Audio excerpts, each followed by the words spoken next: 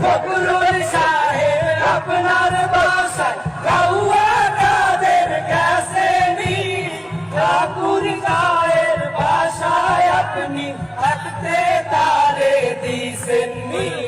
ফখরুল সাহেব আপনার বাসায় কাউয়া কাদের গেছে নি, ঠাকুর গায়ের বাসায় আপনি থাকতে তারে দিছেন নি।